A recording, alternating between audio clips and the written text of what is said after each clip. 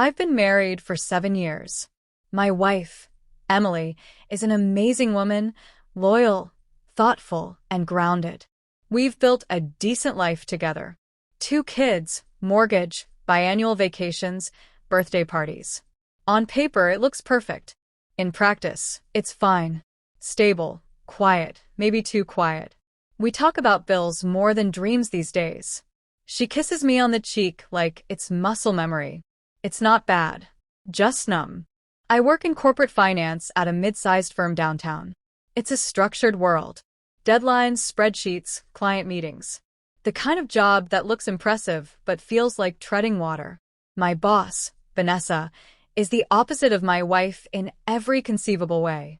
Early 40s, striking, sharp-tongued. She owns every room she walks into. Divorced, no kids. Doesn't talk about her personal life much. People say she's difficult. I think she just doesn't care to make anyone comfortable. She wasn't on my radar beyond work until she started calling on me more often. Can you stay back to go over Q3 projections?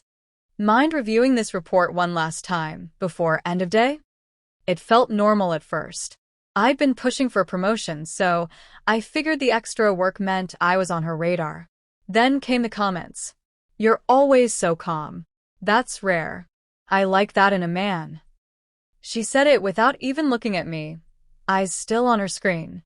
I chuckled, unsure how to respond. She glanced up. That's a compliment, by the way. Another time, she leaned over my shoulder to point something out on my monitor. Her perfume hit me first, jasmine, I think. Subtle, but intoxicating. Her hand brushed against mine. Too long to be accidental. She didn't flinch. Neither did I. I'd never cheated. Never even considered it. But I'd be lying if I said I didn't start thinking about her. Not in some dramatic, sweeping way. It was more like a whisper I couldn't ignore. I'd catch myself checking my hair before walking into her office. I started wearing cologne again. Emily noticed once, asked if I had a meeting or something. I told her yes. I didn't. I just wanted to smell better around Vanessa. One evening, she asked me to stay late again. Everyone else had cleared out. The office always felt different after hours. Quieter, a little eerie. She sat across from me, legs crossed, going over numbers I already knew were fine. Then she looked up. You always do more than you're asked. That's rare, too. There was a pause. I hope your wife appreciates that. I hesitated. She does. Another pause. Good. The air between us felt charged. I left shortly after, heartbeat weirdly fast. On the train home, I kept replaying the way she said good. Not sarcastic. Not warm. Just curious. Like she was testing boundaries to see what I'd allow. Emily was asleep when I got home. I watched her for a second. Hair in a messy bun, curled up on her side. I felt guilty. For what, exactly? Nothing happened. Still, I kissed her forehead and got in the shower. I let the hot water burn on my skin, hoping it would rinse away whatever this was. The late nights became routine. Vanessa always found something urgent. I stopped questioning it, and she stopped pretending. Once she asked if I was happy. I gave a generic answer. Yeah, life's good. She looked amused. That's not what I asked. I didn't answer. I told myself it was harmless. Just conversations. Just attention. I'd go home, tuck my kids in, kiss Emily, and carry on. But I started noticing the gaps. How Emily always seemed distracted. How she never asked about my day anymore. How long it had been since we really touched each other. Vanessa noticed too. You seem elsewhere lately, she said one evening. She was sitting on the edge of her desk, drink in hand. I hadn't noticed her pour one. Just tired, I replied. She smiled. It's more than that. It wasn't a question. I wanted to argue, but I didn't. Because she was right. She held my gaze too long. My throat went dry. She stood up and walked past me, deliberately close. I felt her hand brush against my lower back. Barely a touch. I exhaled when she stepped away. At home, I picked a fight with Emily over something stupid, laundry or dinner, I don't even remember. She looked at me like she didn't recognize who I was. Maybe I didn't either. I started checking Vanessa's calendar like a teenager obsessed. I noticed what days she wore heels versus flats, what coffee she drank, when she seemed stressed. I stopped caring if it was appropriate. I craved her attention, her voice, even her criticism. Anything that wasn't routine. One night, she called me into her office but didn't mention work at all. Sit, she said. I did. She leaned back in her chair, sipping from a tumbler. You're different. How? You look like someone trying very hard not to make a mistake. I didn't speak. I've been there, she said. It's a dangerous place to be. The room was quiet. The only sound was the clink of ice in her glass. I should have left. I didn't. She stood up, walked around the desk, and stopped right in front of me. I felt the heat of her body. I won't make a move, she said. But I need to know if you want me to. I felt the breath catch in my chest. I started, but my voice broke. She stepped back. That's what I thought. Then she left the room, heels clicking. I sat there for what felt like hours. Nothing happened. Not physically. But everything changed that night. I knew now that the line had already been crossed. Just not the obvious one. When I got home, Emily was awake, reading. She asked how my day was. I lied. Again. Told her it was all meetings and numbers. She smiled and nodded like always. I climbed into bed next to her, still fully dressed, eyes wide open in the dark. Something had started, and I didn't know how to stop it. Vanessa didn't change after that night. If anything, she became more direct. The next time she asked me to stay late, she didn't mention work at all. I just need company. You don't mind, do you? I should have. I didn't. I sat across from her while she sipped her drink and asked questions she had no right to ask. Were you ever really in love with your wife? She asked bluntly. I was, I said. It wasn't a lie. I think I was. Maybe still am, but in a different way. Comfort, not fire. Vanessa nodded slowly, like she understood. You ever wonder what life would be like if you'd made different choices? All the time. That was the first night I didn't go straight home after. I drove around for almost an hour before pulling into my driveway. The lights were off. Everyone asleep. I sat in the car and checked my phone. No messages from Vanessa, but I wanted one. I turned the screen off, feeling pathetic. The following week, she texted me after 11. Just 2 words. You up? I stared at it for 5 minutes before replying. Yeah. Nothing after that. But something about her sending it made it worse than anything physical. She knew she had my attention. And she was right. We started texting regularly. During work hours at first, harmless banter, sarcastic exchanges, inside jokes. Then it crept into nights and weekends. I'd turn my phone away from Emily when a message popped up. Once I told Emily it was a work thing and stepped outside to respond. It wasn't work. It was Vanessa asking what I was wearing. I told her. She said it sounded dangerously boring. She started sending selfies. Nothing explicit. Just angled shots of her face, lips slightly parted, hair messy, eyes locked on the lens. Casual but calculated. I saved every one, even though I told myself I wouldn't. One night, she asked if I wanted a drink after work. I said yes before I even thought about it. We went to a small place near the office, dimly lit, anonymous. She wore red. Not a dress. Just a blouse. But the color on her made everything else in the room irrelevant. We didn't talk much about work. Or anything really. Just stared too long and drank too slow. When she laughed, she touched my wrist. When I stood up, her hand lingered at my lower back. We left together, silently. Outside, she asked if I was going home. I nodded. She smirked. Good boy. I didn't go straight home. I parked a block away and waited until I was sure my pulse returned to normal. When I walked in, Emily asked if everything was okay. Long day, I said. The lying came easier after that. The next time we went out, I kissed her. It wasn't planned. She said something sarcastic, and I laughed, and then she looked at me like she was daring me to do it. So I did. She kissed me back, softly at first, then with urgency. When we broke apart, she whispered, "Took you long enough." I didn't sleep with her that night. but only because she said she wanted the first time to be unforgettable. I went home wired and guilty, but also alive in a way I hadn't felt in years. Emily was asleep again. I watched her chest rise and fall and hated myself. Over the next 2 weeks, things escalated. Vanessa and I would meet in her car in quiet parking lots. Sometimes she'd call me into her office and close the door. We didn't talk about my marriage. She never asked if I felt bad. Maybe because she already knew the answer. Maybe because she didn't care. I missed a parent-teacher meeting for my son's school. Emily was furious. I told her I got pulled into a client call. She stared at me too long. I knew she didn't believe me, but she let it go. The first time Vanessa and I slept together, it was in a hotel 20 minutes from the office. She booked the room. She sent me the address. She opened the door wearing a silk robe and nothing underneath. There was no pretense, no conversation. Just heat and urgency, and the kind of intensity one hadn't felt since I was 20.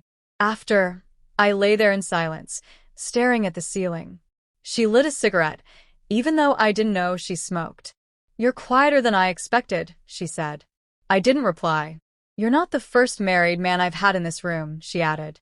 "But you're the first one who actually looked like he wanted to stay." I laughed under my breath. Not because it was funny, but because it was true. From then on, the affair wasn't occasional. It was routine. Tuesdays, Thursdays, some Fridays. She'd book the room. I'd make up the excuse. Work trip, late client dinner, emergency meeting. Emily stopped asking questions. At work, I was more focused than ever.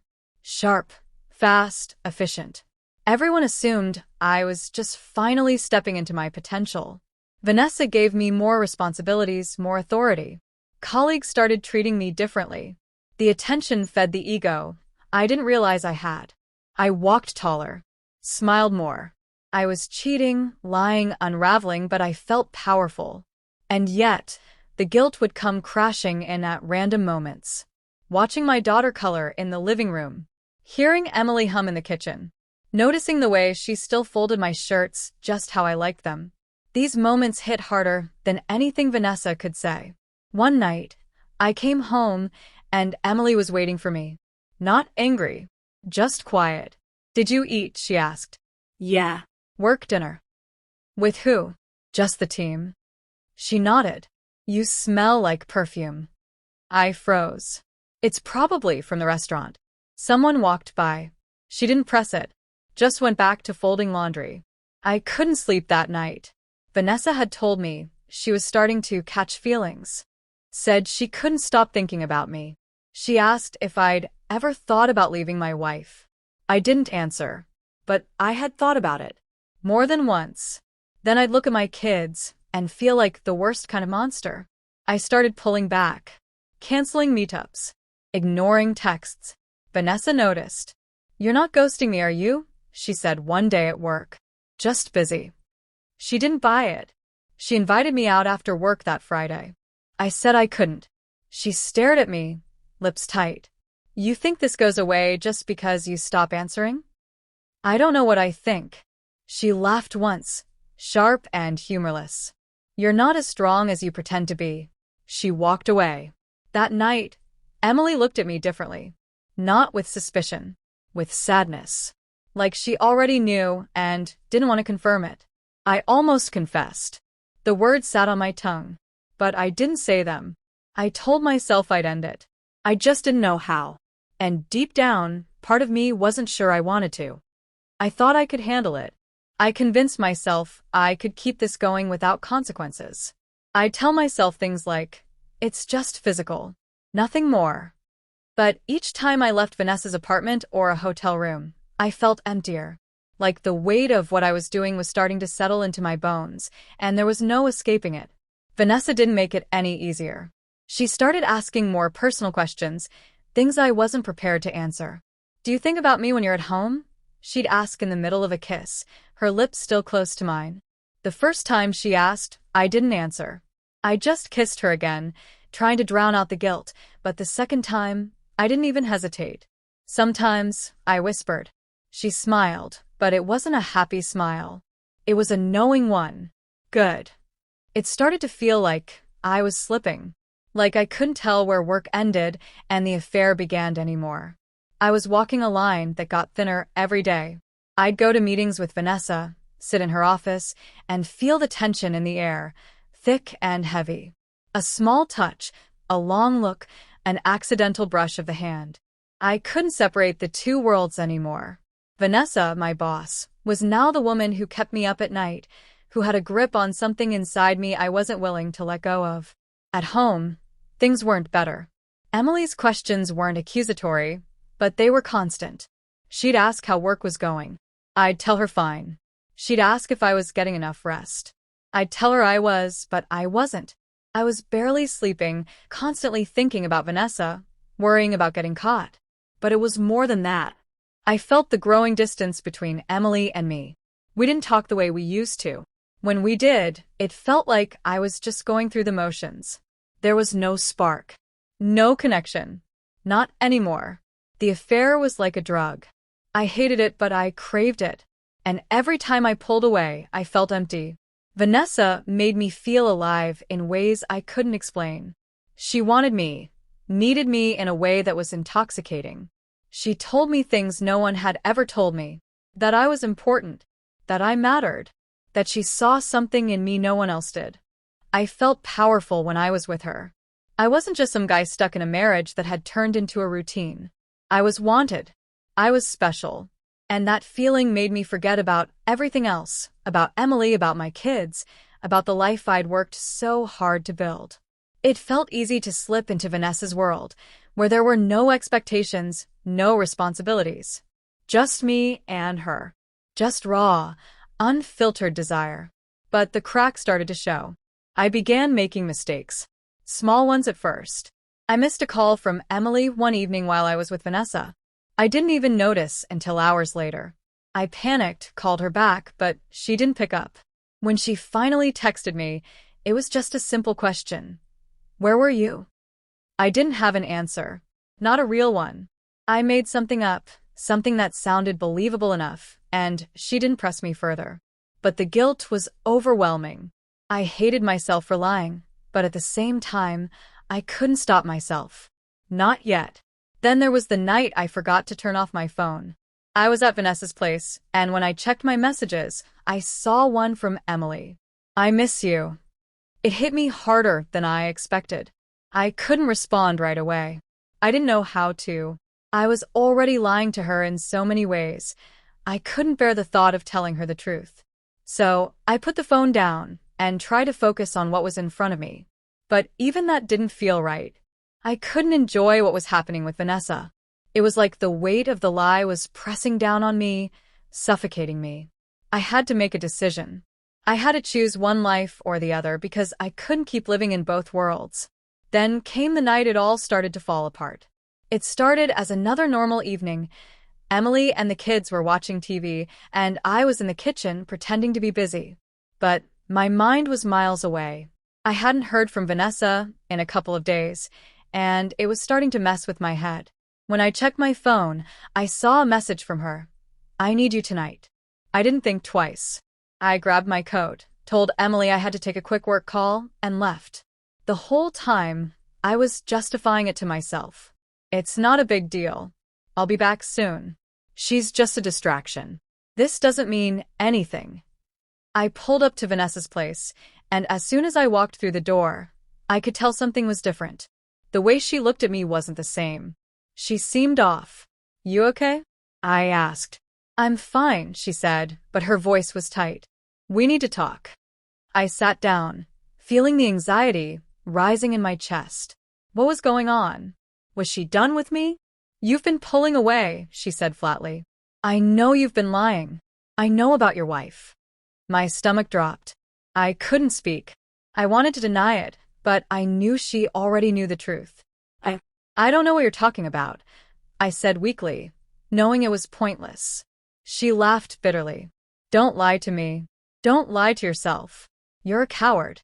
The word hit me harder than I expected. I wasn't prepared for it. I didn't know what to say. I can't keep doing this, she continued. I can't be the other woman. I deserve more than that. I deserve someone who doesn't keep me a secret. I tried to explain, tried to make excuses, but she wasn't having it. You're not who I thought you were, she said, standing up and walking toward the door. You're just like everyone else. A liar. I couldn't stop her. She left. And I was left there, alone, realizing the full extent of what I had done. I'd lost Vanessa. I'd lost myself. And I was about to lose everything else. I stood there for a long time, just staring at the door. Part of me wanted to call Emily and confess. But I couldn't. I wasn't ready to face the consequences of my actions. Not yet. The truth was, I had dug myself into a hole so deep I wasn't sure how to climb out. Vanessa was gone. My marriage was hanging by a thread. And I didn't know how much longer I could keep pretending everything was fine. But I also knew one thing for sure. Nothing would ever be the same again. The next few days felt like a blur. I was walking around in a haze, my mind constantly racing. Vanessa was gone. She had cut me off completely, no calls, no messages. I didn't know if she'd just given up on me or if she was waiting for me to make the first move, but I couldn't reach out. I couldn't. I had ruined everything. The affair was over, but the consequences were just beginning. I didn't know how to face Emily. Every time I looked at her, I saw the life I had destroyed. I couldn't remember the last time I felt truly connected to her. I had been so consumed by the affair, by the rush of being wanted, that I lost sight of everything else. I had taken her for granted, thinking that our marriage could survive on autopilot. But nothing survives neglect. Not love, not trust, not even the quiet moments we used to share. The guilt was suffocating. It wasn't just the lies or the betrayal. It was the realization that I had been living in a fantasy. Vanessa had made me feel powerful, desired, alive, but it was all an illusion. She didn't care about me in the way I had convinced myself she did. She wanted me because I was a challenge. I was a married man, a forbidden fruit, something she couldn't have completely. And when that novelty wore off, when I stopped being interesting, she discarded me. I was just another mistake in her long list of conquests. But none of that mattered. What mattered was that I had lost everything. I had lost Vanessa, but more importantly, I had lost the trust of the one person who truly mattered, Emily. I came home that night, trying to act normal, trying to ignore the weight pressing on my chest. Emily was in the kitchen, making dinner, her back to me. I wanted to say something, anything, but the words wouldn't come. I had lied so many times that I didn't know where the truth even started anymore. She turned around and smiled, but it didn't reach her eyes. There was something different in the way she looked at me, a quiet distance that wasn't there before. She had known. She had known for a while. I was sure of it. She had seen the signs, the little shifts in my behavior, the late nights, the excuses. But she hadn't confronted me until now. She didn't need to. She knew. "How was work?" she asked, her voice steady, almost too steady. "Busy," I said, my throat tight. She nodded. "I'm sure." I wanted to tell her everything. I wanted to fall to my knees and beg for forgiveness, but I didn't. I couldn't. I wasn't ready to face the consequences of my actions, and I wasn't sure I could handle the pain of seeing her hurt. But the longer I stayed silent, the more I could feel the walls closing in around me. She set the plates down on the table, her movements precise, measured. She didn't make eye contact as she sat down. It was like she was already emotionally preparing herself for what was coming. I couldn't keep avoiding it. I had to say something. I started, but my voice faltered. I cleared my throat. "I'm sorry." Emily looked up then, her eyes filled with something I couldn't place. Anger, hurt, maybe both. But there was no surprise. I knew she had known for a while. "Sorry for what?" she asked quietly. I didn't know what to say. How could I explain it? How could I put into words what had been happening? I've made some mistakes. Big ones. Her face hardened. Mistakes? That's what we're calling it. I winced. I deserve that. I don't know how to fix it. I don't know how to make it right. She was silent for a long moment, just staring at me, her eyes never leaving mine. The silence between us was thick, heavy. She had been waiting for this moment, waiting for me to finally admit it, to finally acknowledge what had been happening. But I hadn't realized how much of her heart had already been broken. "I found out, she said softly. I froze, my heart in my throat. "What?" "I found out about her." There was no emotion in her voice now, just calm, quiet resignation. "I've known for months. The late nights, the texts, the way you've been so distant. It was obvious, even if you thought it wasn't." I couldn't breathe. The relief that had rushed through me when I thought I was still hiding it was replaced by shame, by the overwhelming knowledge that Emily had known everything all along. "I didn't want you to find out like this," I said, my voice barely a whisper. Her eyes softened for a second, but only for a second. "I already knew," she repeated. "I just didn't know if you'd ever admit it." I didn't know what to say. I didn't know if there were words that could make this better, that could fix the damage I had done. "I'm sorry," I repeated. "I never meant for any of this to happen." She shook her head. "You didn't mean for it to happen? That's what you're going with." I lowered my gaze, unable to meet her eyes anymore. "I don't have an excuse. I was selfish. I didn't think about how it would hurt you. I didn't think about the damage it would do to us." "That's the problem," she said, her voice low but steady. "You didn't think about me. You didn't think about us. You were too busy thinking about yourself." I knew she was right.